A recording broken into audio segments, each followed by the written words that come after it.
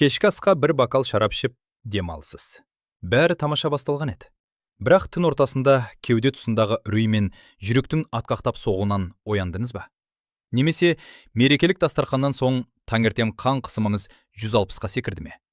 Көпшілік адамдар бір бокал қызыл шарап жүрекке пайдалы деген мифке сеніп, өз қан тамырларына қауіп төндіріп жатқанын байқамайды. Адамдардың 80%-ы алкогольдің ағзаға әсерін мүлдем түсінбейді. Ал бұл қателіктің құны инсульт пен инфаркттың пайда болуына тең. Бүгін мен Мирас Ерланұлы, ішімдік ішкенде денеңіздің ішінде қандай физиологиялық процестің жүретіні туралы медициналық зерттеулер мен фактілерге сүйене отырып, анық әрі нақты шындықты ашамын. Денсаулық пен ұзақ ғұмырдың құпиясын бүгін бірге талқылайық. Ең алдымен бір маңызды ақиқатты түсінуіміз керек. 40 жастағы ағза мен 60 жастағы ағза үшін алкоголь екі түрлі зат. Бұл ерік-жігердің әлсіздігі немесе төзімділіктің төмендеуі емес. Бұл таза физиология. Жас ұлғая келе денеңізде мынадай іргелі өзгерістер орын алады. Бірінші, метаболизмнің баяулауы. Бауыр алкогольді ыдырататын ферменттерді бұрынғыдай қарқынды бөле алмайды. Нәтижесінде улы заттар қаныңызда ұзағырақ сақталып, ағзаны көбірек улайды. Екінші, судың бұзылуы. Жасы келген адамның денесінде су мөлшері азаяды. Демек, ішілген сол баяғы бір бокал шарап суы аз ағзада әлдеқайда жоғары концентрация береді. Улану процесі тезірек әрі ауыр жүреді. Үшінші, қан тамырлардың морттығы. Уақыт өте келе қан тамырлары серпімділігін жоғалтады. Алкоголь қанды алдымен кеңейтіп, сосын күрт тарылтқанда кәрі тамырлар бұл соққыға шыдамай, қысымның 160-қа дейін көтерілуіне себеп болады. Төртінші, жүрек пен бүйрек резерві. 60 жастан асқанда ішкі мүшелердің компенсаторлық мүмкіндігі азаяды. 40 жаста ағзаңыз кешірген дозаны 60 жаста жүрегіңіз бен бүйрегіңіз кешірмеуі мүмкін. Есіңізде болсын, сіздің алкогольға деген төзімділігіңіз өзгерген жоқ. Сіздің биологиялық құрылымыңыз өзгерді. Сондықтан жас кезіңіздегі әдеттерді жас ұлғайғанда қайталау өз денсаулығыңызға жасалған саналы қастандықпен тең. Енді ең басты мифті талқандайық. Күнделікті бір бокал қызыл шарап жүрекке пайдалы деген сөзге сенсеңіз, сіз қауіпті қателік жасап жүрсіз. Оксфорд университеті 50-ден жастан асқан адамдардың өмір салтын зерттеді. Нәтижесі сізді таңғалдыруы мүмкін. Қызыл шарапты үнемі тұтыну 60 жастан асқандарды инсульт қаупін азайтпайды. Керісінше, оны еселеп арттырады. Неліктен бұл миф соншалықты танымал десеңіз, шараптың құрамында қан тамырларын қорғайтын ресвератрол антиоксиданты бар екені рас. Бірақ бір мәселе бар. Оның шынайы ендік дозасын алу үшін сізге күніне 70 бокал шарап ішу керек болар едіңіз. Ол мөлшерге жетпес бұрын бауырыңыз әлдеқашан жұмысын тоқтатады. Есесіне, шарап құрамындағы керамин мен дубильді заттар 60 жастан асқан адамдарда ми қан тамырларының күрт тарылуын тудырады. Ішімдіктен кейінгі бас ауруы кездейсоқтық емес, бұл ағзаңыздың бабылы. Мысалы, алкоголь ішкен соң алғашқы 1-2 сағатта қан тамырлары кеңейіп, денеңіз жылып, өзіңізді жайлы сезінесіз. Бірақ 2-3 сағаттан соң рикошет әсері іске қосылады. Рикошет әсері дегеніміз қан тамырлары күрт әрі спазммен жиырылуы. Міне, сондықтан көптеген адамдар түнгі уақытта жүрек соғысымен немесе үреймен оянады. Бұл сіздің жүйкеңіз емес, бұл қан тамырларыңыздың рикошетке берген реакциясы болып табылады. Егер ішпеуге болмайтын жағдай болса, 60-тан кейін не істеуге болады десеңіз, менің кеңесім тек құрғақ шарап ішіңіз. Жартылай тәтті немесе бекітілген, яғни крепленный шараптан аулақ болыңыз. Дозаны сақтаңыз. Бір ішкенде 100 мл-ден артық емес. Бұл стандартты бокалдың жартысы. Аш қарынға ішпеңіз. Тек сапалы тамақпен бірге тұтыныңыз. Шарапты таза сумен бірде-бір қатмасында араластырыңыз. Бұл күлкілі көрінуі мүмкін, бірақ ежелгі Грецияда дәл осылай ішкен. Сұйылтылған шарап қанғаға баяу сіңеді және бауырға түсетін жүкті азайтады. Аптасына 2-3 реттен артық ішпеңіз. Ұйықтар алдында міндетті түрде 1 стақан таза су ішіңіз.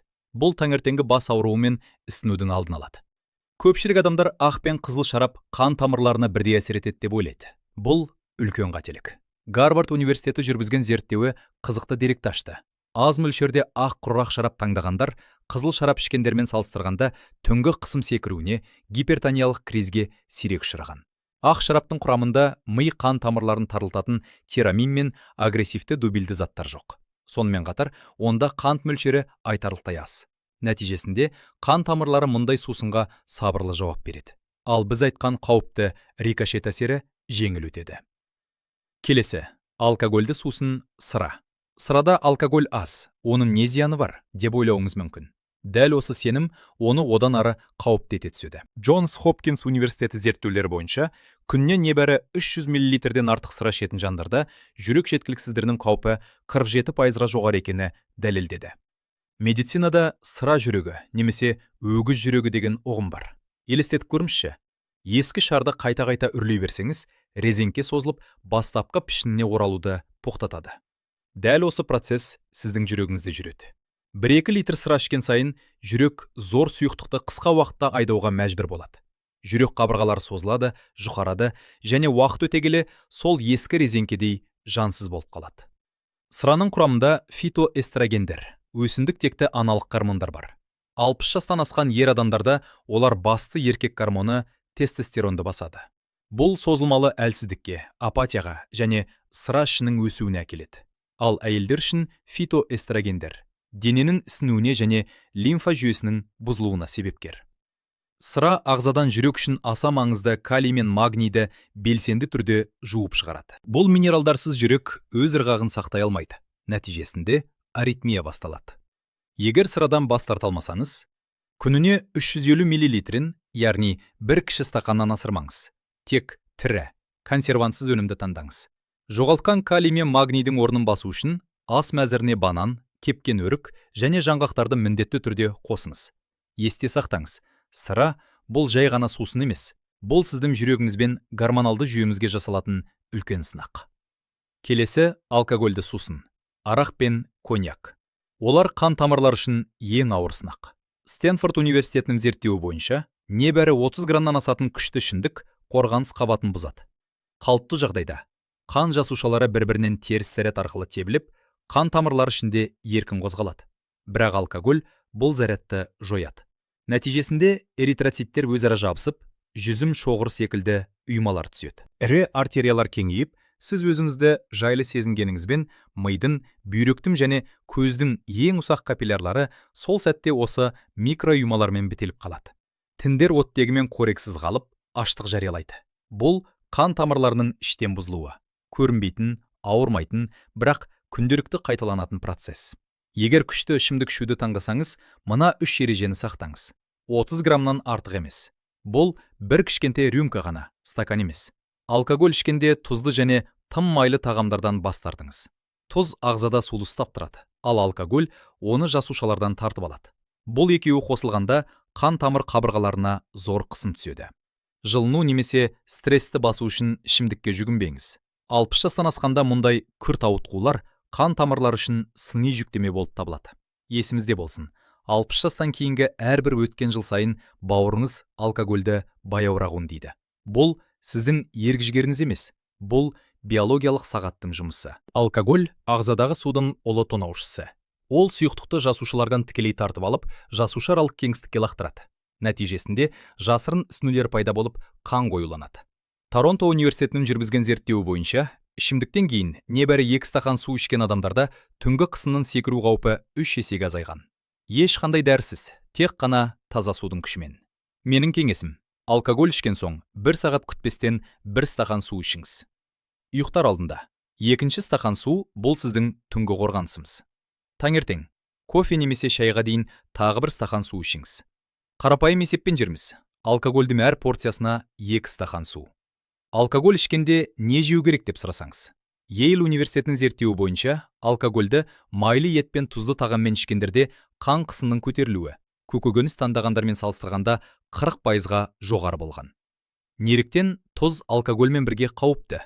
Тұз суды іште ұстайды, ал алкоголь оны жасушадан тартады. Бұл қан тамырларында нағыз хаос тудырып, жүректі тозу режимінде жұмыс істеуге мәжбүрлейді. Сондықтан тұзды балық, маринадтар мен консервілерге жол жоқ.